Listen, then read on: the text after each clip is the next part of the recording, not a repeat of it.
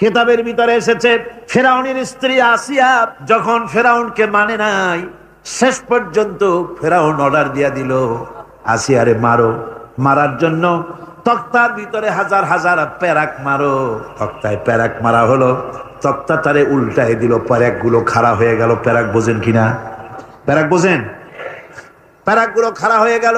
ফেরাউন বলল এর উপরে আসিয়াকে ফুট করে শোয়াই দাও, এরপরে চতুর্দিক থেকে পিটাইতে থাকো যতক্ষণ পর্যন্ত আমার উপরে ঈমান না আনে, মারতেই থাকো। প্যারাকের উপরে নারী দেহ আসিয়াকে শোয়াই দেওয়া হলো, আর চতুর্দিক দিয়ে আঘাত করা হচ্ছে। লোহাগুলি শরীরের ভিতরে ঢুকে যাচ্ছে, শত শত লোহা শরীরের ভিতরে ঢুকে যাচ্ছে। এমত অবস্থায় আল্লাহ রাব্বুল আলামিন ডেকে বলেন ফেরেশতারে, ও আমার ফেরেশতারা, আমার আসমানের সব দরজাগুলি খুলে দাও। আমার আসিয়া মৃত্যুর আগে, প্রাণ বেরিয়ে যাওয়ার আগে আমার জান্নাতটা দেখে যেন প্রাণটা বেরিয়ে যায়। আল্লাহর এই রাস্তায় মানুষ জীবন দিতে কুণ্ঠাবোধ করে না। যদি ঈমান বিল্লাহ, আল্লাহর প্রতি ঈমান মজবুত হয়ে যায়, তার জীবনের মোটেও পরোয়া হয় না। জীবন দিয়েছেন আল্লাহ, এই জীবন দিব, কাকে ফিরায় দেব? এই জন্য আল্লাহ পাক বলেছেন, ইন্নাল্লাহা আশতারা মিনাল মুমিনিনা আনফুসাহুম ওয়া আমওয়ালাহুম বিআন্না লাহুমুল জান্নাহ। আমি আমার মুমিনের জান এবং মাল সবটা খরিদ করে নিয়েছি, বিনিময়ে মুমিনকে আমার বেহেশত দিয়ে দিয়েছি। তোমার জানটাও আমার, মালটাও আল্লাহ। সুতরাং জান মাল তো আমার রাস্তায় জান দাও, মাল দাও। মুমিনের এই শক্তি বাড়ে, মুমিনের ভিতরে এই ঈমান সৃষ্টি হয়। আল্লাহর প্রতি ঈমানের কারণে নির্ভীক সে বীর হয়ে যায়। তার ধারণা এটা হয়, ঈমানের ব্যাপারে মজবুত হয় যে পৃথিবীর সমস্ত শক্তি একত্রিত হয়ে যদি আমাকে চেষ্টা করে, আমার এক গাছা পশম বাঁকা করতে পারবে না যদি না আল্লাহর হুকুম না থাকে। সুবহানাল্লাহ। কোরআনে কারিমে রব্বুল আলামিন বলেন, ওয়া মা হুম বিদাররিনা বিহি মিন আহাদিন ইল্লা বিইজনিল্লাহ। আল্লাহ রাব্বুল আলামিনের সুস্পষ্ট কথা হলো এই যে আল্লাহর বিনা অনুমতিতে কেউ তোমার কোনো ক্ষতি করতে পারবে না। জোরে কোন সুবহানাল্লাহ। কেউ ক্ষতি করতে পারবে। আবার নির্ধারিত সময় আসার আগে মৃত্যু তোমার হবে না। মৃত্যুর যখন নির্ধারিত সময় হবে তখনই মৌত হবে, এর আগে হবে না। আল্লাহ পাক বলেছেন, ওয়া মা কানা লিনাফসিন আন তামুতা ইল্লা বিইযনিল্লাহি কিতাবাম মুআজ্জালা। আল্লাহ পাক বলেন, আমার নির্ধারিত সময় আসার আগে, এক সেকেন্ড আগে মরবে না, এক সেকেন্ড পরেও মরবে না। অনেকে বলে অমুকের অকাল মৃত্যু হয়েছে, বলে না? বলে কিনা অকাল মৃত্যু হয়েছে? এটা বাজে কথা। কিসের অকাল মৃত্যু? কালেই মরছে, হায়াত ওখানেই শেষ। হায়াত থাকতে এক সেকেন্ড আগে, এক সেকেন্ড পরে মৃত্যু হবে না। যখন নির্ধারিত সময় আসবে সেই সময় মরবে, এর আগে বা পরে মৃত্যু হবে। মৃত্যু নির্ধারিত সময়ের আগে মরবে না মানুষ। বাহানায় হোক, ওসিলায় হোক, মরণ যেখানে আছে সেখানে যাওয়াই লাগবে। এই জন্যে কবি বলছেন, দো চিজ আজ দো চিজ কাসাদ জোরে জোর একে আবেদানা দিগার খাকে গোর। দুটি জিনিস মানুষকে টানে, একটা হলো খাদ্য, আর একটা হলো মৃত্যু। খাবার যেখানে আছে সেখানে যেতেই হবে, আর মৃত্যু যেখানে আছে সেখানেও।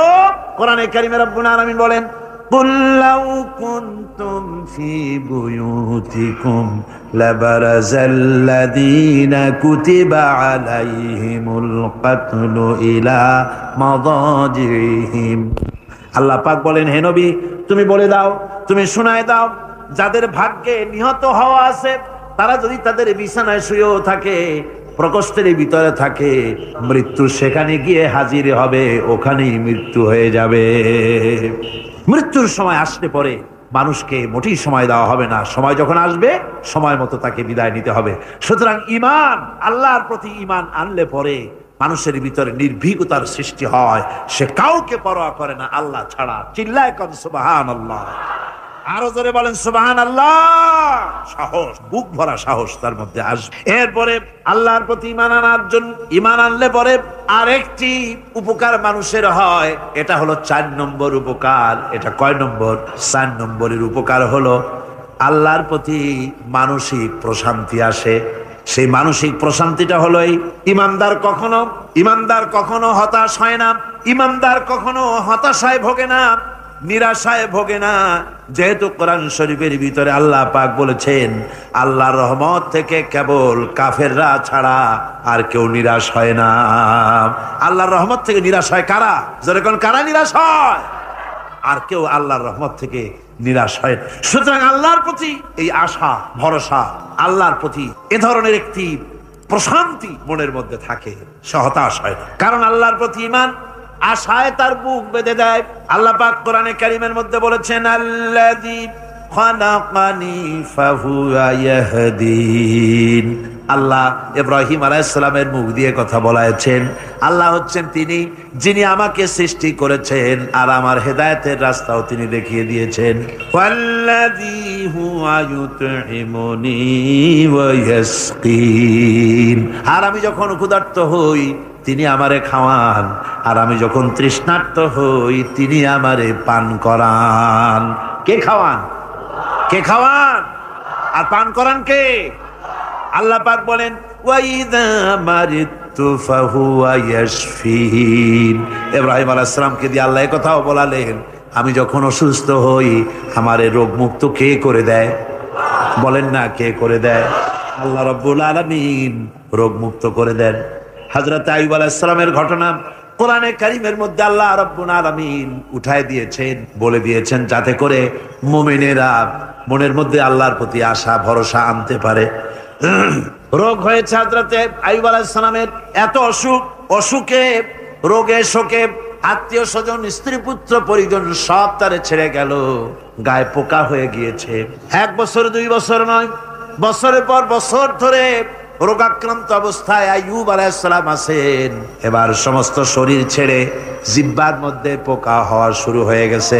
হযরত আইয়ুব আলাইহিস সালাম জিহ্বায় যখন পোকা শুরু হয়ে গেল আল্লাহর দরবারে তখন তিনি ফরিয়াদ করে বলেছিলেন রব্বুল আলামিন সারা শরীরে পোকা ধরলো, শরীর জরা জরা হয়ে গেল, রোগে শোকে শেষ হয়ে গেলাম, কোনো শিকায়ত করি নাই, এবার তো কথা না বলে পারি না মাবুদ, তুমি দয়া করে আমার জিহ্বায় পোকা দিও না, আমার জিহ্বাটা পোকা ধরেছে, দয়া করে পোকা জিহ্বায় দিও না, কারণ আমার জিহ্বায় যদি পোকা হয়ে যায় তাহলে তোমার মতো আল্লাহর জিকির আমি কি দিয়া করব? আমার জিহ্বাটা ভালো রাখো আল্লাহ। হযরত আইয়ুব আলাইহিস সালাম পড়েছিলেন আন্নী মাসানি আদ-দুররু ওয়া আনতা আরহামুর রাহিমিন। আয় আল্লাহ আমি রোগাক্রান্ত হয়ে পড়েছি আর তুমি তো রহমান রহিম। দোয়া মঞ্জুর হলো, আল্লাহ পাক আইয়ুব আলাইহিস সালামকে রোগ মুক্ত করে দিলেন। রোগ হলে পরে কে সেরে দেয়? কে সেরে দেয়? আল্লাহর প্রতি এই আশা, এই ভরসা, এই চিন্তা থাকতে হবে। আল্লাহ পাক বলেন যখন আইয়ুব আমার কাছে দোয়া করলো আমিও জবাব দিয়া দিলাম। কোন সুবহানাল্লাহ।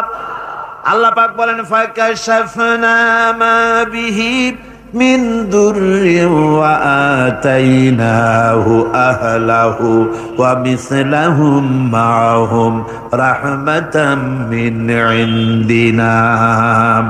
আমি তার কষ্ট দূর করে দিলাম, তার হারানো স্বাস্থ্য ফিরিয়ে দিলাম এবং তার সাথী সঙ্গীদেরকে আমার পক্ষ থেকে আমার রহমত দিয়ে তার কাছে সব আবার আমি ফিরাইয়া দিলাম। সুতরাং মুমিন ব্যক্তি কখনো হতাশ হবে না। চতুর্দিকে দেখে বিপদ আর বিপদ, এই বিপদে হতাশ হয় না, আশায় বুক বেঁধে থাকে। নিরাশার আধারে তুমি হে আশার নূর, যেখানে বেরোবার কোনো পথ নাই সেখান থেকে পথ বের করে দেয় কে? চিল্লায় কোন কে দেয়? আমার আল্লাহ পাক। দেখেন হযরত ইউসুফ আলাইহিস সালাম হারায় গেলেন, মানে তার 11 ভাই ইউসুফ আলাইহিস সালামকে কুয়ার মধ্যে ফেলাই দিলেন। আর এসে তারা বলল যে ইউসুফ আলাইহিস সালামকে বাঘে খায়া ফেলেছে। এটা কি গল্প নাকি? এটা কোথায় আছে? কোরআন শরীফের মধ্যে আছে। ওই 11 ভাই মনে করেছিল ইউসুফ আলাইহিস সালামকে কুয়ার মধ্যে ফেলাই দিলাম, এ কুয়ার মধ্যে পচে মরবে, শেষ হয়ে যাবে। কিন্তু ওই 11 ভাই জানে না এটা কোনো কুয়া নয়, এটা হলো একটা সুড়ঙ্গ পথ, এটা হলো একটা টানেল। এক মুখে ইউসুফকে ফালাই দিল 11 ভাই, কুয়ার আরেক মুখ থেকে আল্লাহ হযরত ইউসুফকে বের করে মিশরের সিংহাসনে বসায়া দিলেন। ওরা বোঝে না, তাই চিরকাল পাপীরা আল্লাহর বান্দাদেরকে আল্লাহর দ্বীনের গোলামদেরকে অত্যাচার করে, মনে করে শেষ করে ভালাবো, কিন্তু শেষ আল্লাহর গোলামেরা হয় না, ওরাই শেষ হয়। নির্মূল যারা করতে চায় ওরাই নির্মূল হয়ে যায়। টিকে থাকে কে? আল্লাহর গোলামেরা। টিকে থাকে কে? আল্লাহর গোলামেরা টিকে থাকে। নির্মূলেরিয়া নির্মূলই হয়ে যায় সব। ঠিক কিনা কর? জোরে বলেন ঠিক কিনা? ভাইরা আমার, হযরত ইয়াকুব আলাইহিস সালাম ছেলের চিন্তায় চিন্তায় চোখ দুটা অন্ধ হয়ে গেছে, কাঁদতে কাঁদতে চোখ অন্ধ হয়ে গেছে। কিন্তু হতাশ হন নাই, কারণ হতাশ হবে কেবলমাত্র কাফেরেরা। হতাশ হয় কারা? আল্লাহ বলেছেন হতাশ হয় কাফের, ইমানদার কখনো হতাশ হয় না। হযরতে ইয়াকুব আলাইহিস সালাম ছেলে হারাইয়া কি বলতেছেন শোনেন। আল্লাহ তার কথা কোরআনে কারীমের ভিতরে আল্লাহ কি সুন্দর করে উঠায় দিয়েছেন।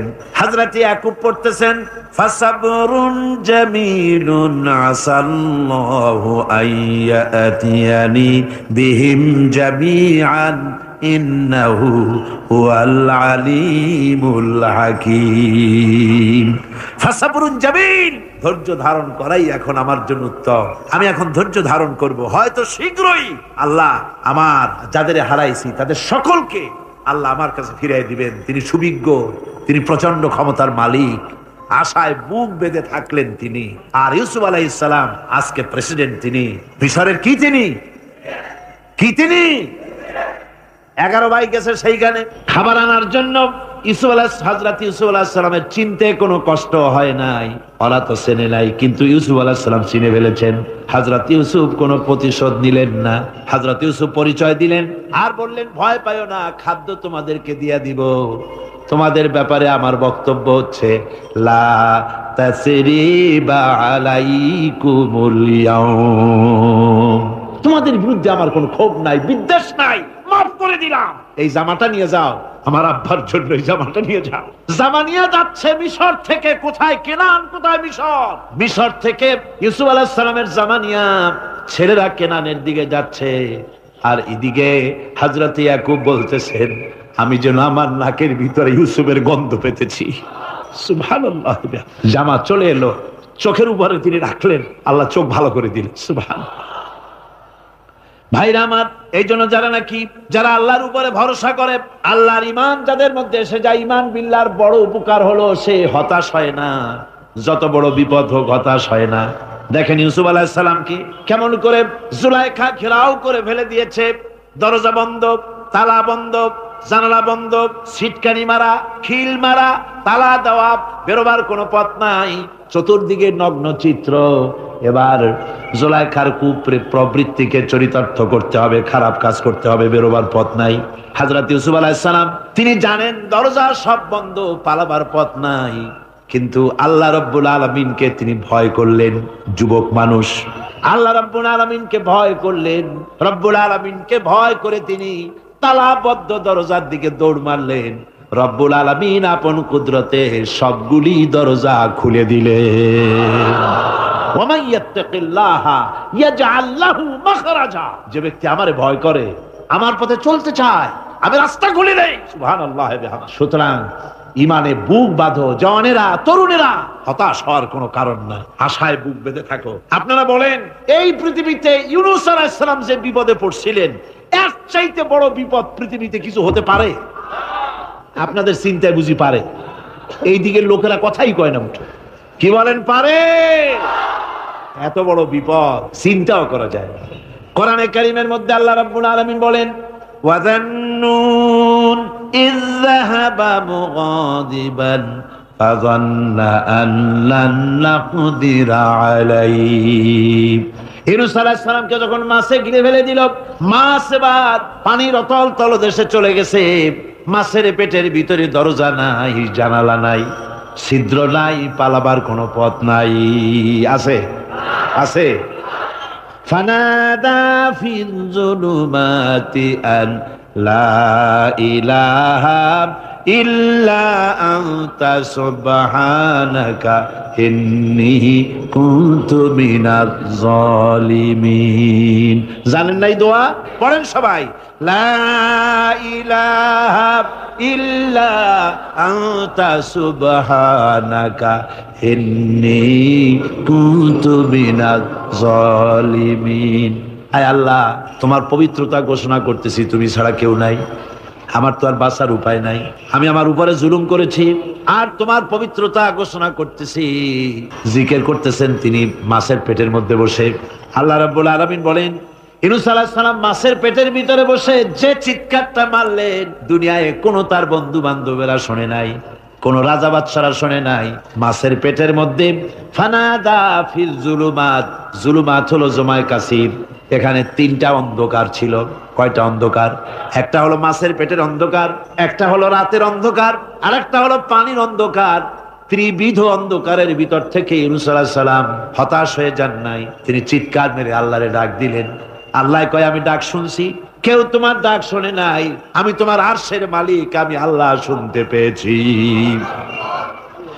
শুধু শুনি নাই, জবাব দিয়া দিলাম। ফাস্তাজাবনা লাহু ওয়া নাজ্জাইনাহু মিনাল গাম্মি ওয়া কাযালিকা নুজিল মুমিনিন। পড়েন না সবাই। ফাস্তাজাবনা লাহু ওয়া নাজ্জাইনাহু মিনাল গাম্মি ওয়া কাযালিকা নুজিল মুমিনিন।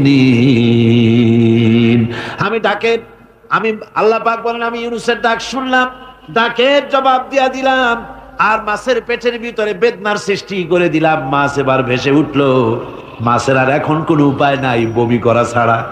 মাছ কিনারায় চলে এলো, ইউনূসকে বমি করে ফেলে দিল। আল্লাহ কয়, শোনো দুনিয়ার মানুষেরা, শুধু ইউনূস আলাইহিস সালামকে নয়, ওয়া কাযালিকা, এইভাবে করে আমার মুমিন বান্দারা যদি বিপদে পড়ে আর আমারে ডাকে, আমি রব্বুল আলামিন এইরকম বিপদ দিয়া বাঁচাইয়া দেব। বিপদ থেকে বাঁচাবেন কে? সুতরাং গতকালকের মতো আবারও বলি, বিপদ আসতে পরে মুসলমানেরা মাজারে দৌড়ায় বেশি। কন নাউজুবিল্লাহ, জোরে কন নাউজুবিল্লাহ। বিপদ আসে আর মাজারে চলে যায়, যাইয়া সেখানে মাজারের উপরে মাথা ঘা দিতে থাকে, পয়সা দেয়, মুনাজাত করে, কাঁদতে থাকে, মাজারওয়ালার কাছে বিপদ মুক্তি চায়। নাউজুবিল্লাহ পড়েন, আবারও কন নাউজুবিল্লাহ। বিশ্বাস করুন আমার ভাইরা, বিশ্বাস করুন, আল্লাহর কোরআন আমার হাতে। মাজারওয়ালার কাছে কানলে পরে ওই মাজারে যিনি শুয়ে আছেন, আল্লাহর কসম, তার কোনো ক্ষমতা নাই আপনাকে বিপদ থেকে বাঁচাতে পারে। আছে ক্ষমতা? যারা বলেন আছে। বিপদ থেকে বাঁচাবে কে? কে বাঁচাবে? আল্লাহ। আপনারা টাকা দেন, আর ওই টাকাগুলি ওইখানে মাজারে বৈশা জনমের খাওয়া খায় মাজারের পাহারাদার এক শ্রেণীর পান্ডারা।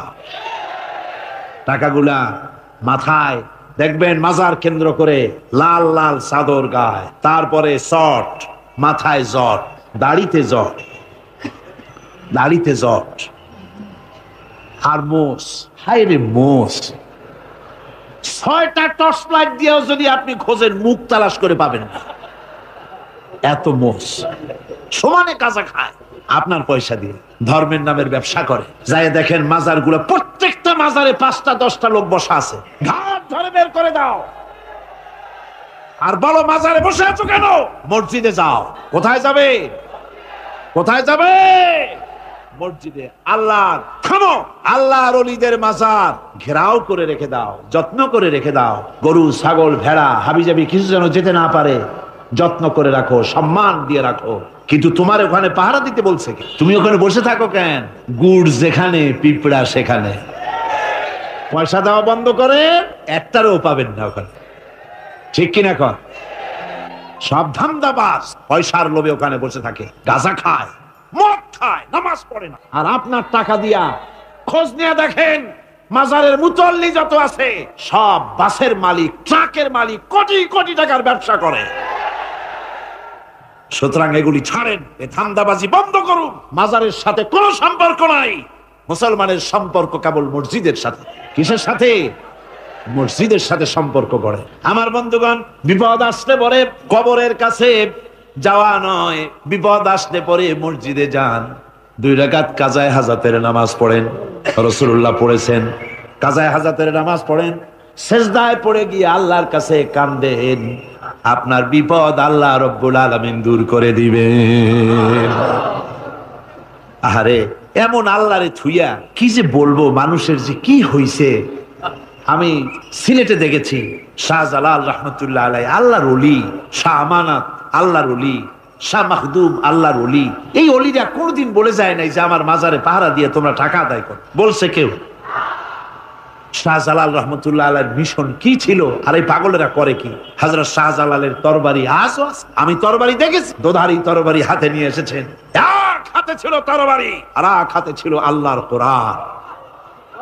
যখন সিলেটে ঢুকলেন গৌর গোবিন্দ তার সব কিছু, তিনি আজান দেওয়ালেন, আজান শোনা মাত্র মূর্তিগুলো কাঁপতে লাগলো।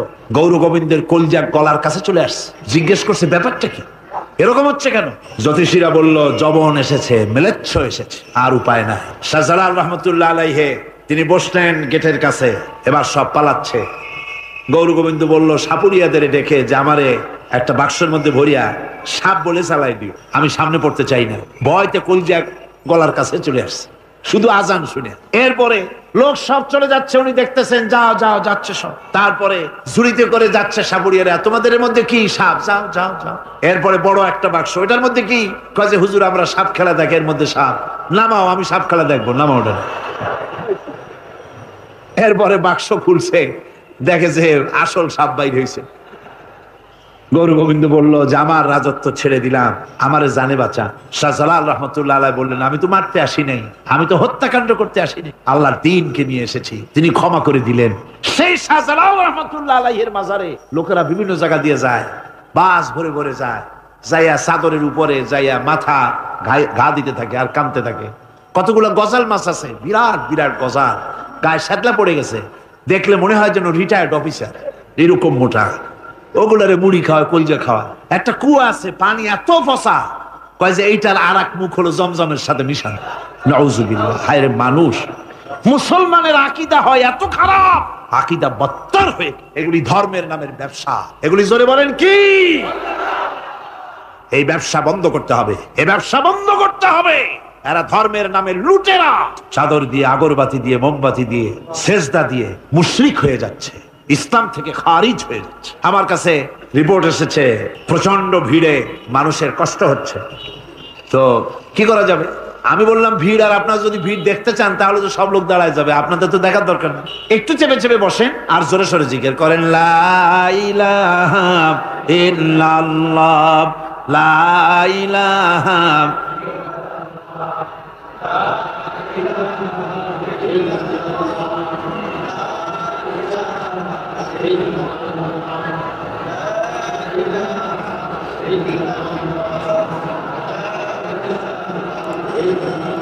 আপনি কিন্তু বসেই এগোতে পারতেন, দাঁড়ালে পরে ডিস্টার্ব হয়, হাঁটলে পরে ডিস্টার্ব হয়। নিজের কপালটারে খারাপ করেন না, এত সুন্দর আল্লাহর কথা শোনা থেকে নিজেকে মাহরুম করতে চেষ্টা করেন না। নিজেও শোনেন, অপরকেও শুনতে দেন। বসেন, মাজা ব্যথা করবে না, আল্লাহ মাজা ব্যথা ভালো বানায় দেবে যত সময় বসবেন। কোন আলহামদুলিল্লাহ। আপনারা বসছেন যে জায়গাটায়, এটা বেহেশতের টুকরা। এটা কি? এটা প্যারেড ময়দান নয়। মাজালিসুল ইলম হিয়া রাউযাতুম মিন রিয়াদিল জান্নাহ। হযরত আলী বলেছেন, যেখানে ইলম চর্চা হয়, কোরআন আলোচনা হয়, হাদিস আলোচনা হয়, সেটা কোনো সাধারণ জায়গা না, সেটা জান্নাতের টুকরা হয়ে যায়। জোরে বলেন সুবহানাল্লাহ। কাজী বেহেশত থেকে শয়তানের জন্য বাইর করিয়া না দেয়, সতর্ক থাকেন। শয়তান কি চায় যে আপনি সারাক্ষণ শোনেন? কি কোন চায়? চায় না। শয়তানের খপ্পরে পড়েন, বসেন আর শোনেন। ইমানদার যখন বিপদে জর্জরিত হতে থাকে তখন সে ভেঙে পড়ে না, তখন অন্ধকারে, বিপদের অন্ধকার বিদীর্ণ করে আলোর এক প্রভা তার চোখের সামনে উদ্ভাসিত হয়ে ওঠে। সেটা কি? সেটা হলো আল্লাহ রাব্বুল আলামিনের বাণী, ফাইন্না মাআল উসরি ইউসরান, ইন্না মাআল উসরি ইউসরা। আল্লাহ পাক বলেন, জেনে রাখো, দুঃখ এবং কষ্টের সাথে রয়েছে সুযোগ আর সুবিধা, আর অসচ্ছলতার সাথে রয়েছে উদার সচ্ছলতা, জোরে কোন সুবহানাল্লাহ। কাজে ভয় পাওয়ার কারণ নাই, হতাশ হওয়ার কারণ নাই, মন আশায় বুক বেঁধে রাখো। গুনাহ করেছো, হতাশ হয়েও না। যুবকদের গুনাহ করা স্বাভাবিক। ইউনিভার্সিটির ছাত্র, কলেজের ছাত্র, প্রফেসর, শিক্ষক, অফিসার ঘুষ খেয়েছেন, জিনা করা হয়েছে, মদ খাওয়া হয়েছে, মিথ্যা কথা বলা হয়েছে, যাই কিছু করেন না কেন ভয় পাওয়ার কারণ নাই, নিরাশ হওয়ার কোনো দরকার নাই। আল্লাহ পাক ডেকে বলেছেন, কুল ইয়া ইবাদিয়াল্লাযীনা আসরাফু আলা আনফুসিহিম লা তাকনাতু মির রাহমাতিল্লাহ। আরে আমার আল্লাহর মতো এত ভালো আর কেউ আছে? এত দরদ আর কারো আছে? আমার আল্লাহ বলেন, ও নবী আপনি শুনায় দেন, হে আল্লাহর বান্দারা, তোমরা যারা নিজেদের উপরে বাড়াবাড়ি করেছো, নিজেদের উপরে জুলুম করেছো, অত্যাচার করেছো, আমি আল্লাহর রহমত থেকে নিরাশ হয়ে যেও না। মানুষ যদি অপরাধ করে, বাপের সাথে অপরাধ করেছে, মায়ের সাথে অপরাধ করেছে, মা বাবা সন্তানের চাইতে এত বড় কল্যাণকামী তো আর কেউ নাই, কিন্তু মা বাবা কোনোদিন বলে না আয় আমার ছেলে তোরে মাফ করে দেই, এরকম বলে নাকি? মন চায় ছেলে যদি মাফ চাইতো, খুশি হয়ে মাফ করে দিতাম, কিন্তু কেন যে আসে না, ডাকে না যে আয় মাফ করে দেই। মা বাপ আপনাকে এত ভালোবাসে, সেই মা বাপও আপনাকে বলে না যে আয় মাফ করে দেই। আমার আল্লাহ হচ্ছেন এমন আল্লাহ, আল্লাহ রাব্বুল আলামিন ডাকেন, এ বান্দা খুন করেছিস ফিরে আয়, জিনা করেছিস ফিরে আয়, হত্যা করেছিস ফিরে আয়, চুরি করেছিস ফিরে আয়, কুফরি করেছিস ফিরে আয়, সুদ খেয়েছিস, ঘুষ খেয়েছিস, মদ খেয়েছিস ফিরে আয়। এসে আমার দরবারে চোখের পানি ফেল, আমার দরবারে কাঁদাকাটি কর। ইন্নাল্লাহা ইয়াগফিরুয যুনুবা জামিআ ইন্নাহু হুয়াল গফুরুর রহিম। আমার দরবারে চোখের পানি ফেলে কান, আমি রব্বুল আলামিন জিন্দেগীর গুনাহ মাফ করে দেব। সুবহানাল্লাহ কোন, সুবহানাল্লাহ কোন। আমার কাছে কান, চোখের পানি ভাব। আল্লাহ রাব্বুল আলামিনের কাছে বান্দার দুইটা ফোঁটা বেশি প্রিয়। একটা হলো জিহাদের ময়দানে যে রক্ত ফোঁটা দেওয়া হয়, এটা আল্লাহর কাছে প্রিয়। আর আল্লাহর ভয়তে গুনার জন্য লজ্জা করে, অনুশোচনা করে বান্দা যখন চোখের পানি ছেড়ে দেয়, আল্লাহর কাছে এটা অত্যন্ত প্রিয়। নবীজি বলেছেন, বান্দা যখন গুনার ভয়তে, আল্লাহর ভয়তে, জাহান্নামের ভয়তে অনুশোচনা করে যখন চোখ দিয়া পানি ছেড়ে দেয়, ওই চোখের পানি নাকের অর্ধেক আসতে না আসতে আল্লাহ রব্বুল আলামিন বান্দারে মাফ করে দেয়। আল্লাহ বরদাস্ত করতে পারেন না যে বান্দা কাঁদে। আমার ভাইরা, আল্লাহর রহমত এই পৃথিবীতে, আল্লাহর রহমতকে 100 ভাগ করা হয়েছে। আল্লাহর রহমতের কত ভাগ? এই 100 ভাগের 1 ভাগ সারা পৃথিবীতে ছড়াই দেওয়া হয়েছে। আর 99 ভাগ কার কাছে? আল্লাহর কাছে। একটা ভাগ দুনিয়া ছড়ানো হয়েছে আদম আলাইহিস সালাম থেকে নিয়ে এই পর্যন্ত, এখান থেকে নিয়ে কিয়ামত পর্যন্ত পৃথিবীতে যত মানুষ আসবে, যত প্রাণী আসবে, তাদের মধ্যে প্রাণী জগতেও গাবি তার বাছুরকে ভালোবাসে, ঠিক কিনা? হাতি তার বাচ্চাকে ভালোবাসে, ঠিক কিনা? মুরগি তার বাচ্চাকে ভালোবাসে কিনা? প্রত্যেক মাই তার সন্তানকে ভালোবাসে মানুষের মতো। এই ভালোবাসা, স্নেহ, এই মমতা, এই করুণা, এই মহব্বত একটা ভাগ দুনিয়ায় দেওয়ার পর আপনি আর আমি যতটুকুন ভাগে পেয়েছি, সেই মহব্বতে, স্ত্রীর মহব্বতে অস্থির, মায়ের মহব্বতে অস্থির, সন্তানের মহব্বতে অস্থির। এখন চিন্তা করেন, একটা ভাগ সারা পৃথিবীতে বিতরণ করার পর যেটুক পেয়েছি, তাতে যদি এত মহব্বত হয়, তাহলে এর 99 ভাগ মহব্বত যে আল্লাহর কাছে জমা আছে, এই বান্দার জন্য তার কত মহব্বত, এই বান্দার জন্য কত করুণা তার, কত মহব্বত তার, কত দয়া তার। এজন্য আল্লাহ রাব্বুল আলামিন বলেছেন, নাব্বি ইবাদি আন্নি আনাল গফুরুর রহিম। ও আমার নবী, সুসংবাদ দিয়ে দাও, বান্দাদেরকে শোনায় দাও যে আমি আল্লাহ তাআলা ক্ষমাশীল আর দয়াবান। হুজুর কাঁদতেছিলেন, হযরত ওমর রাদিয়াল্লাহু তাআলা আনহু এসে দেখেন হুজুর একা কাঁদতেছে। হুজুর জিজ্ঞেস করছেন, হযরত ওমর জিজ্ঞেস করলেন, হুজুর আপনি কাঁদেন কেন একা একা? হযরত ওমর বলেন, আমি যখন প্রশ্ন করলাম, নবীজি বললেন, আমার কাছে কিছু আগে জিবরাইল এসেছিলেন। জিবরাইল এসে আমাকে বললেন, আল্লাহ পাক বলেছেন হে আমার নবী, ইসলামের ভিতরে থেকে যে সমস্ত মানুষগুলো ইসলামের ভিতরে থেকে চুল আর দাড়ি পাকায় দিছে, কিয়ামতের দিন এই লোকগুলারে আমি শাস্তি দিতে আমার শরম হবে। হযরত ওমর বলেন, হুজুর উম্মতের জন্য কত বড় খোঁজ খবর এটা, আর আপনি কাঁদতেছেন। হুজুর বলেন, ওমর তুমি জানো না আমার কান্নার কারণ ভিন্ন। আমার কান্নার কারণ হলো যে আল্লাহ রাব্বুল আলামিন কিয়ামতের দাড়ি চুল পাকা বান্দারে শাস্তি দিতে শরম করবেন, সেই দাড়ি চুল পাকা বান্দাগুলি আল্লাহর সাথে নাফরমানি করতে শরম করে না। আমি এই লজ্জায় কাঁদতেছি। ভাইরা, হুজুর আল্লাহ পাক বলেন, ও আমার নবী, রাতের আধারে যখন একটা বুড়া আমার দরবারে হাত উঁচু করে, একটা বুড়া মানুষ রাতের আধারে যখন আমার দরবারে হাত উঁচু করে আর যখন বলতে থাকে, রব্বুল আলামিন আমার পেছনের জীবনটা বড় খারাপ করেছি, এমন কোন কাজ জীবনে করি নাই যা তোমার কাছে কিছু দাবি করতে পারি, সব রকমের নাফরমানি করেছি, আজ আমি বুড়া হয়ে গেছি, কামাই করতে পারি না, ছেলে আমাকে চোখে দেখতে পারে না, পুত্রবধূ আমাকে ঘরে জায়গা দেয় না, আমার স্ত্রী আমাকে দেখতে পারে না, রোজগার করতে পারি না, হাঁটতে পারি না, চলতে পারি না, সবার কাছে আমি তিতা হয়ে গেছি, আমি দাঁড়াতে পারি না, কোমরে ব্যথা পাই, হাঁটুতে ব্যথা পাই, চলতে পারি না, কানে শুনতে পাই না, চোখে দেখতে পারি না, আর তোমার কাছে কিছু চাইয়া নেব এমন ভালো কাজও করি নাই। এইভাবে যখন বান্দা কাঁদতে থাকে আমার দরবারে, ও আমার হাবিব আমার রহমতের দরিয়ায় জোশ মেরে যায়, আমার শরম হয় এই বুড়াটারে কেমনে খালি হাতে ফিরাইয়া দেই। সুবহানাল্লাহ, সুবহানাল্লাহ। আমার আল্লাহর এত দয়া, আমার আল্লাহর এত মায়া, এত মহব্বত। আমার আল্লাহ রাব্বুল আলামিন বলেন, وَإِذَا سَأَلَكَ عِبَادِي عَنِّي فَإِنِّي قَرِيبٌ। ও আমার হাবিব, আমার বান্দা আমার ব্যাপারে প্রশ্ন করে, আমি বান্দার একদম নিকটে।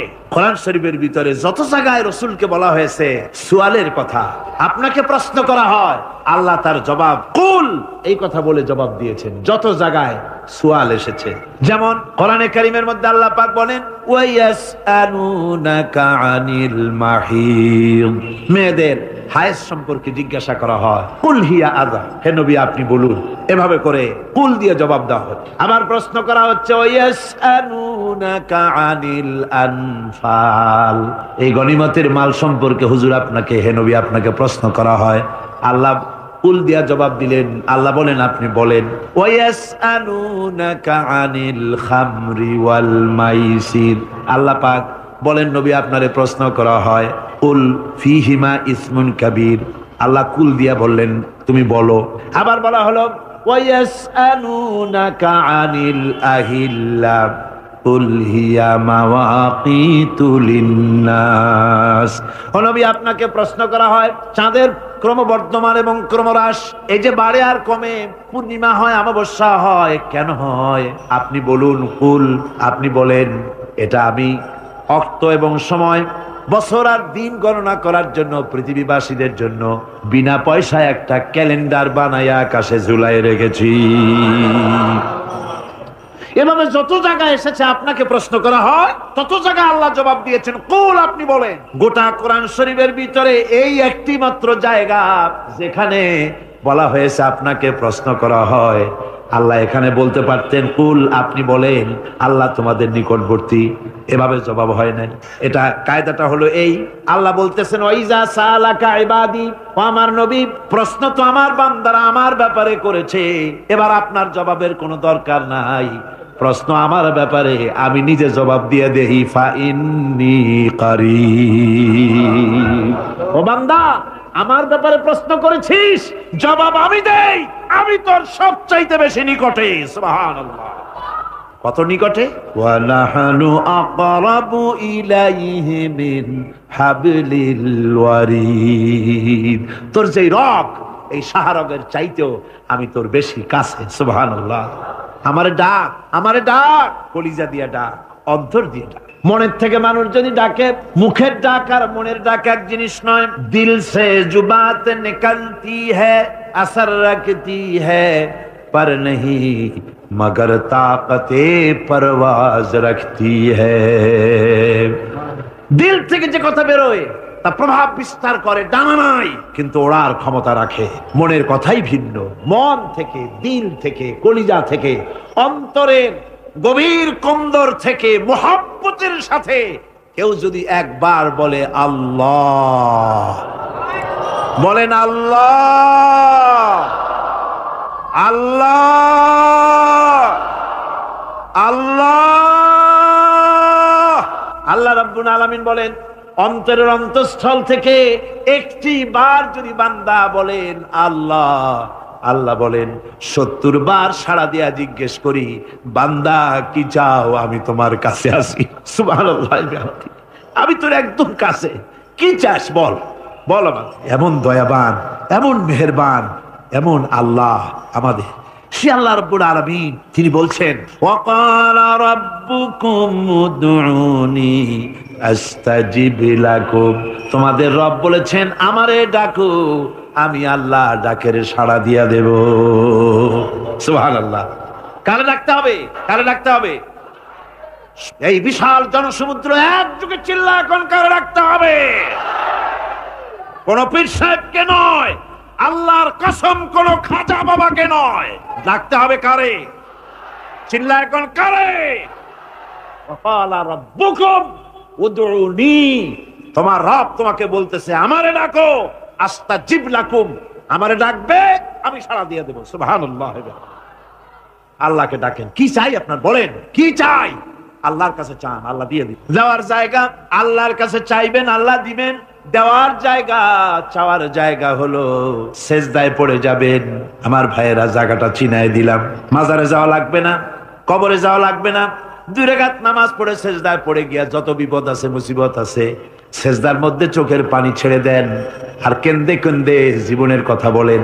আল্লাহ রাব্বুল আলামিন আপনার আওয়াজ শুনবেন আর দোয়া কবুল করে নিবেন। কাঁদতে হবে আল্লাহর কাছে। কার কাছে? আল্লাহ। সুম্মা ইস্তাগফিরুল্লাহ। আর এরপরে সে যদি আমি আল্লাহর কাছে ক্ষমা চাই, ইয়াজিদিল্লাহ গফুরার রহিমা, সে আমি আল্লাহকে গফুর এবং রহিম হিসাবে পাবে। সুবহানাল্লাহ। আল্লাহকে গফুর এবং রহিম হিসাবে পাওয়া যাবে। সব আল্লাহকে বলতে হবে, গুনাহ মাফ চাইতে হবে। এই জন্য হুজুর সাল্লাল্লাহু আলাইহি ওয়াসাল্লাম দৈনিক 100 বার তওবা করতেন। কোন হাদিসে আছে 70 বার, কোন হাদিসে আছে 100 বার তওবা পড়তেন। নামাজের পরে তো প্রত্যেক নামাজই পড়তেন হুজুর। সালাম ফিরাতেন আর সাথে সাথে বলতেন আল্লাহু আকবার, আস্তাগফিরুল্লাহ, আস্তাগফিরুল্লাহ, আস্তাগফিরুল্লাহ। মনে থাকবে আপনাদের? মনে থাকবে? সালাম ফিরাইয়া কি বলবেন? না, সালাম ফিরাবার সাথে সাথে বলবেন আল্লাহু আকবার, তারপরে পড়বেন আস্তাগফিরুল্লাহ, আস্তাগফিরুল্লাহ, আস্তাগফিরুল্লাহ। তওবা করবেন, আল্লাহর কাছে সবসময় গুনাহ মাফ চাইতে থাকবেন, বিনীত থাকবেন। আল্লাহকে পাওয়া যাবে, তাকে রহিম হিসেবে পাওয়া যাবে। সুতরাং ঈমান বিল্লাহ, আল্লাহর প্রতি ঈমান আনলে পরে ৪র্থ নম্বরের যে উপকারটা হবে সেটা হলো হতাশায় ভুগবে না, নিরাশায় ভুগবে না, আশায় বুক বেঁধে উঠবে, ঈমান মজবুত হবে, আল্লাহর কাছে মানুষ বিনয়ী হয়ে যাবে। এবার ৫ম নম্বরের উপকার আমি বলছিলাম, ঈমান বিল্লাহ, আল্লাহর প্রতি ঈমান আনলে পরে অসংখ্য উপকার হয়, অসংখ্য বৈশিষ্ট্য আছে। এর ৬টা উপকারের কথা আমি বলবো। কয়টা? অসংখ্য উপকারের ভিতরে প্রধান ৬টি উপকারের কথা বলবো। এর বললাম কয়টা? ৪টে বলেছি। এবার বলো ৫ম উপকারের কথা। আল্লাহর প্রতি আপনি পূর্ব পশ্চিমে কতবার মুখ ঘোরালেন, এটাই কিন্তু আপনার আসল সৎ কাজ নয়। আসল সৎ কাজ হলো আল্লাহর প্রতি ঈমান আনা। এই ঈমানের ব্যাপারে 3টা দিন আমরা পার করে দিলাম, এখনো কথা শেষ হয় নাই। আল্লাহর প্রতি ঈমান আনলে পরে যে উপকারটা হবে ৫ম নম্বরে, সেটা হলো কঠোর এবং কঠিন বিপদের ভিতরে বান্দার ভিতরে অবিচলতা এবং ধৈর্যের সৃষ্টি হয়ে যাবে। আলহামদুলিল্লাহ। কঠিন বিপদ মুসিবত আসলে পরে সে অবিচল থাকবে। সারা দুনিয়ার বিপদ আপদ, শত্রুতা, দুঃখ, কষ্ট, মুসিবত, জুলুম, নির্যাতন সবকিছু পাহাড়ের মতো উঁচু হয়ে তাকে ঘিরে ফেলবে, কিন্তু তাকে এক চুলও নাড়াতে পারবে না। আলহামদুলিল্লাহ। সারা পৃথিবী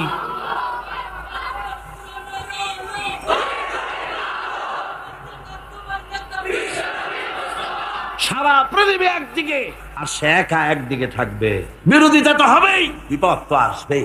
কবি বলতেছেন, সাথে জাকা রহা হ্যায় আজল সে তা ইমরোজ, সাথে জাকা রহা হ্যায় আজল সে তা ইমরোজ, चरागे मुस्तफा भी से शरारे बुलहबीस সে আবহমান কাল থেকে শুরু করে মুস্তাফা সাল্লাল্লাহু আলাইহি ওয়াসাল্লামের দীপ শিখার সাথে আবু জেহেল আবু লাহাবের অগ্নিস্ফুলিঙ্গের টক্কর লেগেই আছে।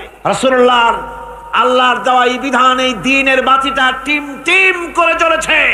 আর গোরকি টর্নেডো হাজার হাজার মাইল বেগে, হেরিকেন এসেছে, গোরকি এসেছে, টর্নেডো এসেছে, টাইফুন এসেছে, কিন্তু এই আলো নিবাইতে পারে নাই। সুবহানাল্লাহ, এই আলো নিবাতে পারে নাই। এ শত্রুতা চিরকালের, নিবাতে পারবে না। কারণ হচ্ছে আল্লাহ রাব্বুল আলামিন বলেছেন, ইউরিদুনা লিইউতফিউ নূরাল্লাহি বিআফওয়াহিহিম ওয়াল্লাহু মুতিম্মু নূরিহি ওয়ালাউ কারিহাল কাফিরুন। ওরা চায় মুখের ফু দিয়ে আমার আলোকে নিভিয়ে দেবে, কিন্তু আমি আমার আলোকে পূর্ণতা দান করব, তাতে কাফের বেঈমানদের কলজায় যত জ্বালা যন্ত্রণা হোক আমার দ্বীন কেউ মিটাই দিতে পারবে না। সুবহানাল্লাহ। সুতরাং বিপদে অবিচলতা আসবে, সে অটল হবে, মজবুত হবে। কোরআনে কারীম বলতেছে, ওয়া কাযালিকা জাআলনা লিকুল্লি নাবিয়্যিন আদুওয়াম মিনাল মুজরিমিন। এই পৃথিবীতে এমনি করে আমি সকল নবীদের শত্রু বানিয়েছি, সব পাপিষ্ঠ অপরাধীদেরকে। নবীদের সাথে বিরোধিতা করেছে কারা? পাপিষ্ঠরা আর অপরাধী। আজও খুঁজে দেখে, আজও ইসলামী আন্দোলনের বিরোধিতা যারা করে সবগুলি কি পাপিষ্ঠ? সত্য কিনা কর? ইসলামী আন্দোলনের বিরোধিতা যারা করে হিসাব করে, চোখ দিয়ে তাকায় দেখেন, খুঁজে দেখেন তাদের নামগুলি। মদখোর, জিনাকার, বদমাশ, চোর, হাইজাকার, বেনামাজি, লুটেরা, মিথ্যাবাদী, সবচাইতে সমাজের নিকৃষ্ট লোকগুলি ইসলামের বিরোধিতা করে।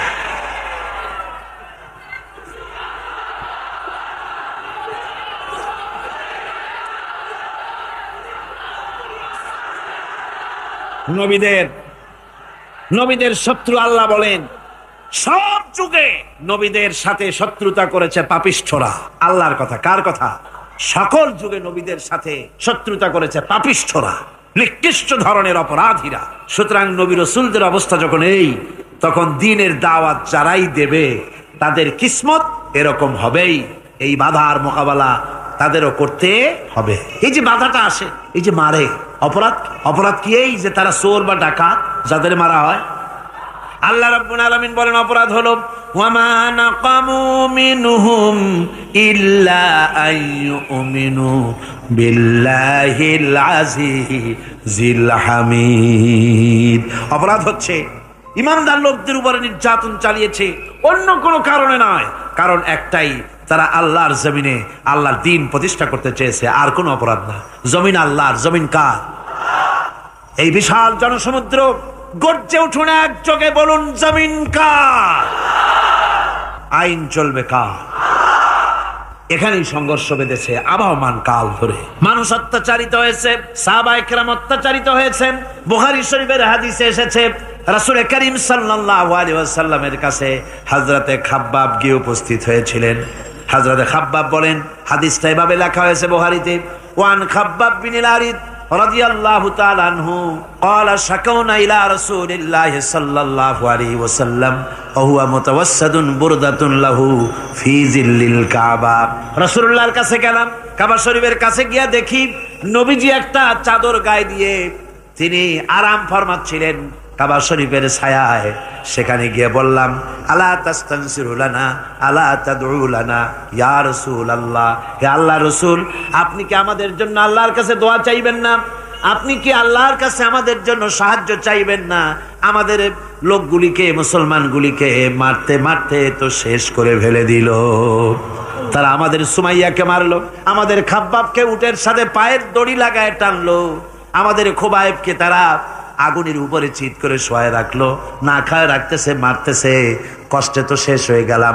হুজুর, আপনি কি আমাদের জন্য দোয়া করবেন না? হাদিস শরীফে এসেছে, নবীজি উঠে বসলেন সোজা হয়ে।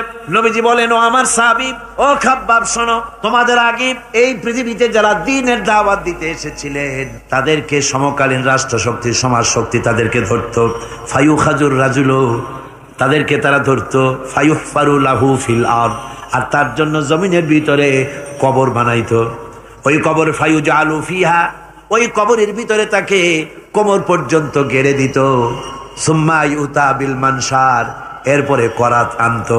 ফায়ুদাউ আলা রাসিহি, এরপরে ওই করাত তার মাথার উপরে রাখতো। ফায়ুজালু নিসফাইন, এরপরে করাত দিয়া চিরে জীবিত মানুষটারে দ্বিখণ্ডিত করে ফেলে দিত। মা ইয়াসুদ্দুহু যালিকা আন দীনিহি। ও আমার খাব্বাব, এত কষ্ট দেওয়ার পরেও সেই যুগের কোন মুসলমানকে, দিনের দায়ীদেরকে আল্লাহর দিন থেকে এক চুলো তারা সরাই দিতে পারে নাই, এক চুলো সরাতে পারে নাই। ওয়াল্লাহি ও খাব্বাব, আমি আমার আল্লাহর নামে কসম করে বলছি, লা ইউতাম্মান্নাল্লাহু হাযাল আমরা হাত্তা ইয়াসিরার রাকিবু মিন সানা ইলা হাযরামাউত। আমি কসম করে বলি, আল্লাহ রাব্বুল আলামিনের এই সানা থেকে হাযরামাউত পর্যন্ত লোকেরা যাতায়াত করবে, সুন্দরী রমণীরা গমন করবে, সদাগরেরা যাতায়াত করবে, টাকা নিয়া পয়সা নিয়া যাতায়াত করবে।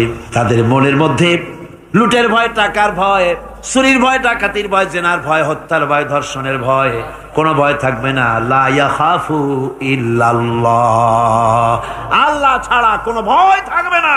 এমন একটা সমাজ, এমন একটা সময় আসবে। ওয়ালাকিন্নাকুম তাস্তাজিলুন, অথচ খুব তাড়াহুড়ো তোমরা করতেছো। তাড়াহুড়ো করো না, সময় আসবে ইনশাআল্লাহ। আর সে সময় আসছিল মদিনায়, আসে নাই? আসে নাই?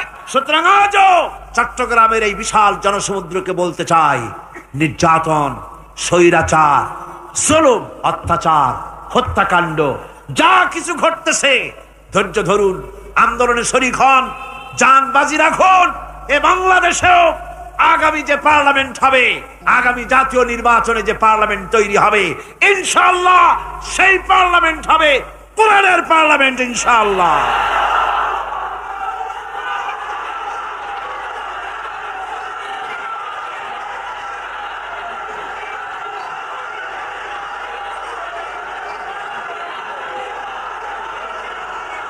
আমার ভাইয়েরা, আমার বন্ধুগণ, কঠিন বিপদে অবিচলতা এবং ধৈর্যের দৃষ্টান্ত রেখে গেছেন আম্বিয়া আলাইহিমুস সালাম। সুবহানাল্লাহ। কঠিন বিপদে অবিচলতা, দৃঢ়তা, ধৈর্য কারে বলে, তার দৃষ্টান্ত কারা রেখেছেন? আম্বিয়া আলাইহিমুস সালাম। ওনারাই আমাদের আদর্শ, নবীরাই আদর্শ, সাহাবায়ে কেরাম রিদওয়ানুল্লাহ তাআলা আলাইহিম আজমাইন আমাদের আদর্শ। ভাইরা আমার, মুসা আলাইহিস সালামকে ফেরাউন যখন ঘিরে ফেলে দিল, কোরআনের সব কথা গল্প গুজবার ইতিহাসের জন্য লেখা হয় নাই। কোরআনের মধ্যে যা লেখা হয়েছে সব বান্দাদের উপদেশের জন্য, যাতে করে লোকেরা চিরটা কাল এর থেকে উপদেশ নেওয়া নিজেদের তৈরি করতে পারে। জোরে বলেন সুবহানাল্লাহ। মুসা আলাইহিস সালামের কথা আল্লাহ বলেন, ফেরাউন তাকে ঘিরে ফেলে দিল, পালাবার রাস্তা নাই। ফালাম্মা ترى الجمعان قال أصحاب موسى إنا لمدركون। মুসা আলাইহিস সালামের উম্মতেরা বললেন, হে মুসা, পাকড়াও হয়ে গেছি, পালাবার রাস্তা নাই। তিন দিক থেকে আমাদেরকে ঘেরাও করেছে ফেরাউনের শক্তি। সামনে কি? দরিয়া, আর তিন দিকে কি? ঘেরাও আন্দোলন। পালাবার পথ নাই, পালাবার পথ নাই, সারাশি আক্রমণ, ঘেরাও আন্দোলন। এই যে ঘেরাওটা তো আজকে নতুন নাই, ঘেরাও আসছে অনেক আগের থেকে। আসলে কথা বুঝতে পেরেছে? মুসা আলাইহিস সালামকে ঘেরাও করে ফেলেছে, পালাবার উপায় নাই। একদিকে দরিয়া, তিন দিকে ফেরাউনের শক্তি। এই যে ঘেরাও টেরাও মানে নতুন তো না, ধর্মঘট নতুন না, পুরানা জিনিস। এই পৃথিবীতে সর্বপ্রথম ধর্মঘট কিসের উপরে হয়েছে জানেন? এই পৃথিবীর প্রথম ধর্মঘট হয়েছে পেঁয়াজ, রসুন আর ডাইলের উপরে। মুসা আলাইহিস সালামের জামানায় লান নাসবিরা আলা তুআমিন ওয়াহিদ, আমরা এক রকমের খাদ্য আর খাবো না, আমাদের পেঁয়াজ দেওয়া লাগবে, ডাল দেওয়া লাগবে, রসুন দেওয়া লাগবে। সর্বপ্রথম ধর্মঘট হয় মুসা আলাইহিস সালামের জামানায়, সেখান থেকে শুরু হয়েছে। কিন্তু মশাল মিছিল যে আসলো কই থেকে, এইটা আমি খুঁজে পাইনি। পরে প্রত্যেকটা জিনিসের তো ইতিহাস আছে, আমি খুঁজতে খুঁজতে পেলাম। আমি জানি না এর ইতিহাস মূলে কোথায়, কিন্তু আমি যদ্দূর খুঁজে পাইছি সেটা হলো মশাল মিছিলের আবিষ্কার হয়েছে লঙ্কায় রাবণের সময়। হনুমানের লেজে আগুন দিয়া তারপরে লঙ্কা কাণ্ড ঘষালো, নামই আছে লঙ্কা কাণ্ড। হনুমানেরা লেজে আগুন দিয়ে রাবণ যে লঙ্কায় মশাল মিছিল করেছিল হনুমানকে দিয়া, ওই হনুমানের ওই সিস্টেমটা এখনো আমাদের দেশে চালু আছে। এইটা আসলে কোন ভদ্র লোকের এই মিছিল হওয়া উচিত না। আগুন নিয়ে কিসের মিছিল? আগুন হলো জাহান্নামের প্রতীক। আগুন কিসের প্রতীক? জাহান্নামের প্রতীক। যদিও আমাদের উপকারে লাগে, কাজে লাগে। সুতরাং আমরা যা করব, প্রত্যেকটা জিনিসের পেছনে সুন্নতে নববীর কোনো না কিছু থাকতে হবে। কথা বুঝতে পেরেছেন? 3 দিক থেকে ঘেরাও হয়ে গেছে, পালাবার কোনো রাস্তা। হযরতে মুসা আলাইহিস সালামের কাছে উম্মতরা বললেন, পালাবার তো কোনো পথ নাই, এখন উপায়টা কি? আমাদের তো আর উপায় নাই। মুসা আলাইহিস সালাম দেখেন বিপদে পড়ে গেছেন, কিন্তু ধৈর্য হারান নাই, ভয় পান নাই। ভয় পাইছিলেন? ভয় পেয়েছেন? প্রশ্নই ওঠে না। মুসা আলাইহিস সালাম আল্লাহ পাক যাদেরকে বলেছেন উলুল আযম রাসূল, যাদের বলেছেন তার মধ্যে হযরত মুসা উলুল আযম পয়গম্বর। চারটিখানি কথা না, আল্লাহ কথা বলছেন তার সাথে, কালিমুল্লাহ তিনি। সুবহানাল্লাহ। কর মুসা আলাইহিস সালাম শোনালেন, কাল্লা ইন্না মাইয়া রাব্বি সায়াহদিন। কখনো নয়, আমার উম্মতেরা ভয় পেও না, আমার রব অবশ্যই আমাকে পথ দেখাবেন। সুবহানাল্লাহ। 3 দিক থেকে শত্রু, একদিকে দরিয়া, পালাবার কোন রাস্তা নাই। সেখানে দৃঢ়তার সাথে তিনি বলছেন, অবশ্যই আমার আল্লাহ আমারে পথ দেখাবেন। সুবহানাল্লাহ। নবীরা এই দৃঢ়তা দেখিয়েছেন, অবিচলতা দেখাইছেন। আল্লাহ পাক মুসা আলাইহিস সালাম যখন এই দৃঢ়তা দেখালেন, এই অবিচলতা দেখালেন, সঙ্গে সঙ্গে জিবরাইল এসে হাজির হয়ে গেলেন। আল্লাহ পাক বলেন, ফাআওহাইনা ইলা মুসা আন আদরিব বিআসাকাল বাহরা ফানফালাকা ফাকানা কুল্লু ফিরকিন কাত্তাউদিল আযীম। মুসা আলাইহিস সালামকে আমি ওহী নাযিল করলাম, তাকে বললাম হাতে যে লাঠি আছে, এই লাঠি দিয়ে আঘাত করো দরিয়ার উপরে। দরিয়ার উপরে আঘাত করলেন, একটা রাস্তা হয় নাই, 12টা রাস্তা তৈরি হয়ে গেল। আর দেওয়ালগুলা পাহাড়ের মতো উঁচা হয়ে গেল। দরিয়ার ভিতরে পাহাড়ের মতো উঁচা মজবুত 12টা রাস্তা। এবার মুসা আলাইহিস সালাম তার দলবল নিয়ে চললেন। আল্লাহ রাব্বুল আলামিন বলেন, ওয়া আনজাইনা মুসা ওয়া মান মাআহু আজমাইন। মুসা এবং তার সাথী সঙ্গীদেরকে আমি পার করে দিলাম। মুসা আলাইহিস সালাম এবং তার সাথী সঙ্গী নিয়ে যখন দরিয়ার মাঝখানে আসছে, ফেরাউন তার দলবল নিয়ে এসে গেছে। আসিয়া দেখে নদীর মধ্যে রাস্তা। বাবা, উক্ত কায়দা। ও মনে করছে ওর বাজানের তৈরি করা ডিস্ট্রিক্ট বোর্ডের রাস্তা। ওর লোকজন নিয়ে নেমে গেছে দরিয়ার ভিতরে, ও আসছে মাঝখানে। মুসা আলাইহিস সালাম চলে গেছেন ওপার, দরিয়া পার। মাঝখানে যখন এসে গেল, আল্লাহ রাব্বুল আলামিন পানিকে অর্ডার করলেন কুন। আল্লাহর তো বটন টেপা লাগে না, মুখ দিয়া কোনো হুকুম করা লাগে না, শুধু বলেন কুন। যে ব্যাপারে কুন বলেন ফায়াকুন, সাথে সাথে হয়ে যায়। আল্লাহ বললেন কুন, আর অমনি রাস্তা বন্ধ হয়ে গেল। এবার তুফান শুরু হয়েছে নদীতে, ঢেউয়ের উপরে ঢেউ, মৌজুন কাল জিবাল, পাহাড়ের মতো উঁচু হয়ে হয়ে ঢেউ আসতেছে। দলবল ঘোড়া আর অস্ত্রপাতি যা ছিল সব মরিয়া শেষ। এবার ফেরাউন একা উপরে ওঠে আর নিচে নামে, পানি খেতে খেতে পেটের কাম সারা।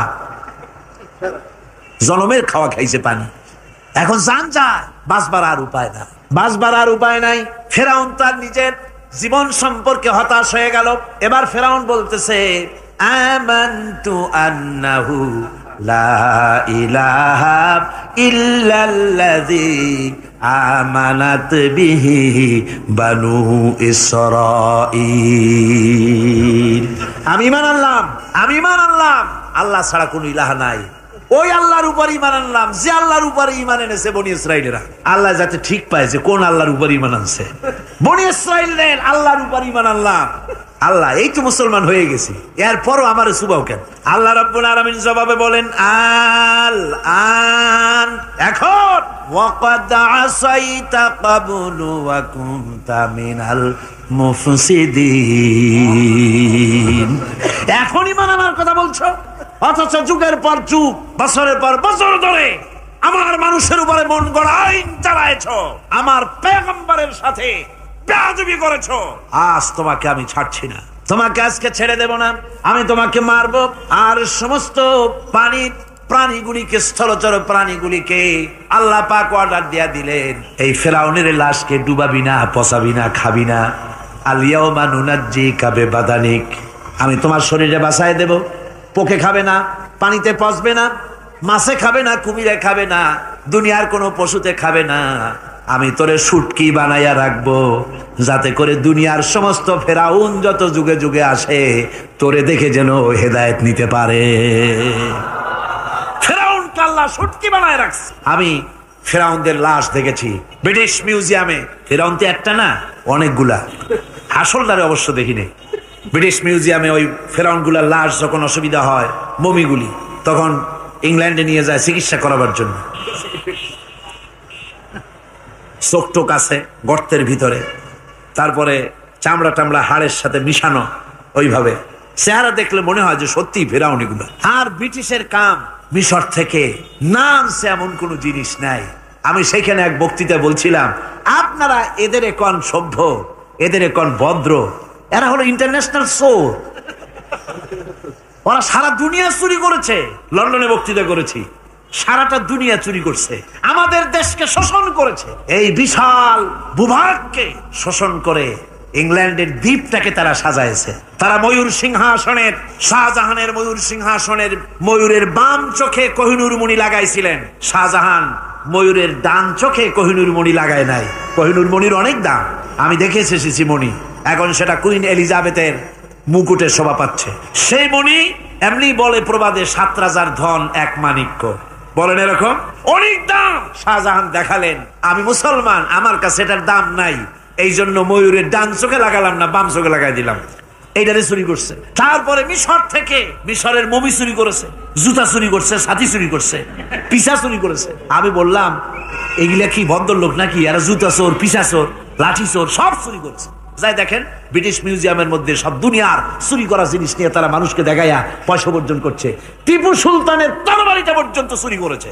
আজ পর্যন্ত ব্রিটিশ মিউজিয়ামে টিপু সুলতানের তরবারিটা আছে, আমি তরবারিটা দেখে এসেছি। আমার বন্ধুগণ, বলতেছিলাম যে পৃথিবীতে আল্লাহ রাব্বুল আলামিন নবীরা তাদের চরিত্র দিয়ে বিপদের মোকাবেলা করে, দুনিয়ার সামনে কঠিন বিপদের মোকাবেলা করে অবিচলতা, দৃঢ়তা দেখায় গেছেন যে কেমন করে এই পৃথিবীতে বিপদের সামনে মোকাবেলা করতে হয়।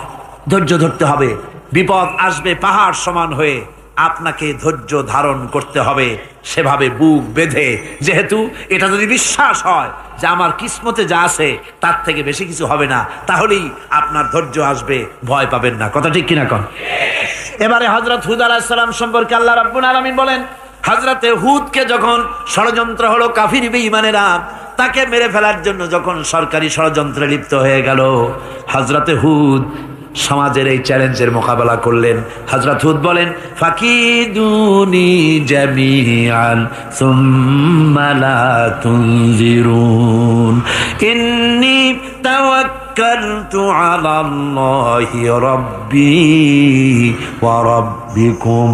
আমি, তোমরা তোমাদের ষড়যন্ত্র আমার বিরুদ্ধে যত পারো আমার বিরুদ্ধে ষড়যন্ত্র চালাও, এতটুকুন আমার অবকাশ দিও না। আমি এমন আল্লাহর উপরে ভরসা করেছি যার হাতের ভিতরে তোমাদেরও জান আর আমারও জান। যা পারো তাই করো। সরকার সমস্ত শক্তি একত্রিত হয়ে আমার মোকাবেলা করো। একদিকে হুদ আলাইহিস সালাম, আর একদিকে গোটা জাতি। হযরত হুদ ভয় পায় নাই। সুবহানাল্লাহ খান। ঈমান বিল্লাহ মানুষের কলিজাকে এভাবে শক্ত করে দেয়। কোন আলহামদুলিল্লাহ।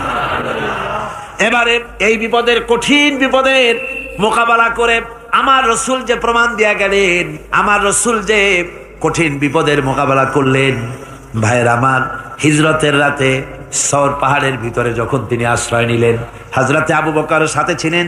হযরতে আবু বকর রাদিয়াল্লাহু তাআলা আনহু বলেন, হুজুর আপনি দাঁড়ান, এটা তো পাহাড়িয়া গুহা, গুহার ভিতরে সাপ থাকতে পারে, বিচ্ছু থাকতে পারে, আমি আগে ঢুকি, বিপদ যদি হয় আমার উপর থেকে হয়ে যাক। গুহার ভিতরে নেমে গুহা সাফ করলেন। এরপরে হুজুরকে ডাকলেন, হুজুর তাশরীফ নিলেন গুহার ভিতরে। এরপরে হুজুর বললেন, আবু বকর পাহাড়ে হেঁটে হেঁটে 2-3টা পাহাড় পাড়ি দিয়া যাওয়া লাগে সোর পাহাড়ে। মদিনার সোজা রাস্তা হুজুর ধরেন নাই, মেসফালার পথ দিয়া, জাবালে কেদোয়ার উপর দিয়া 3টা পাহাড় পাড়ি দিয়া তারপরে হুজুর গেলেন সোর পাহাড়ে।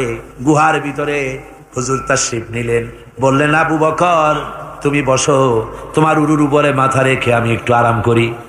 হযরতে আবু বকর বসলেন, হুজুর তার উরুর উপরে মাথা রেখে ঘুমায় গেলেন। আর এরপরে কাফির বেঈমানেরা তালাশ করতে করতে কাফেররা এসে গেল পায়ের চিহ্ন দেখে দেখে গর্তের কাছে।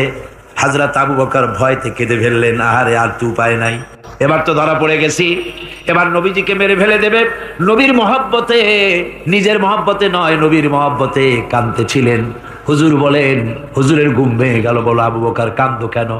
ছেলের কথা, মেয়ের কথা, বিবির কথা, বাড়ির কথা মনে পড়লো নাকি?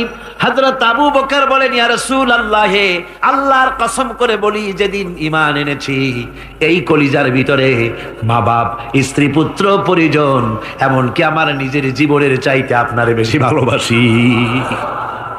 তা কাঁদো কেন, কাঁদো কেন? হযরত আবু বকর বলেন, হুজুর ধরা পড়ে গেছি, কাফেররা এসে গেছে গর্তের কাছে, তাকালি আমাদের দেখতে পাবে, আমরা তো মাইনরিটি, ওরা তো মেজরিটি, আমরা তো ধরে মারি ফেলাই, আপনাকে মেরে ফেলে দেবে, এই জন্য কাঁদি। আল্লাহ রাব্বুল আলামিন, হুজুর তখন কি দৃঢ়তা, কি অবিচলতা, কি ধৈর্যের পাহাড় সম মনোবৃত্তি তখন দেখালেন। আল্লাহ কোরআন শরীফে চিরকাল যাতে মানুষেরা হেদায়েত নিতে পারে, সেজন্য হুজুরের কথা উঠায় দিলেন কোরআনে। আল্লাহ পাক বলেন, ইযহুমা ফিল গার ইয ইয়াকুলু লিসাহিবিহি লা তাহজান ইন্নাল্লাহা মা'ানা। ও বন্ধু, ভয় পেও না, আল্লাহ আমাদের সাথে আছেন। সুবহানাল্লাহ কর। আল্লাহ আমাদের সাথে আছেন, আমরা মাইনরিটি নই, আমরাই মেজরিটি। আল্লাহ আছে আমার সাথে, ভয় পাওয়ার কোনো কারণ। সুবহানাল্লাহ। আল্লাহ পাক বলেন, ফাআনসালাল্লাহু সাকিনাতাহু আলাইহি ওয়া আইয়াদাহু বিজুনুদিন লাম তারাওহা। আমি এদের অন্তরের ভিতরে আমি শান্তি নাজিল করে দিলাম, প্রশান্তি দিয়া দিলাম, আর আমি সাহায্য করলাম, আর এমন সব সৈন্য পাঠায় দিলাম যে সৈন্যগুলি তোমরা দেখতে পাও নাই। সুবহানাল্লাহ ওয়া বিহামদিহি। ভাইরা আমার, রাসূল করিম সাল্লাল্লাহু আলাইহি সাল্লাম এই বিপদের মাঝে, চরম বিপদের মাঝে অবিচলতা, দৃঢ়তা, কঠিন আত্মনির্ভরতা দেখিয়েছেন। এগুলি হলো ঈমানের ৫ম নম্বরের উপকারিতা। আল্লাহর প্রতি ঈমান আনলে এভাবে পাহাড় সম ঈমান মজবুত হয়ে যায়। জেলের পরোয়া করি না, ফাঁসির পরোয়া করি না, শহীদ হওয়ার পরোয়া করি না, মেরে ফেলে দেবে, উড়ায় দেবে, হত্যা করবে, পরোয়া করি না। পরোয়া করি কেবলমাত্র কাকে? জোরে বলেন কারে?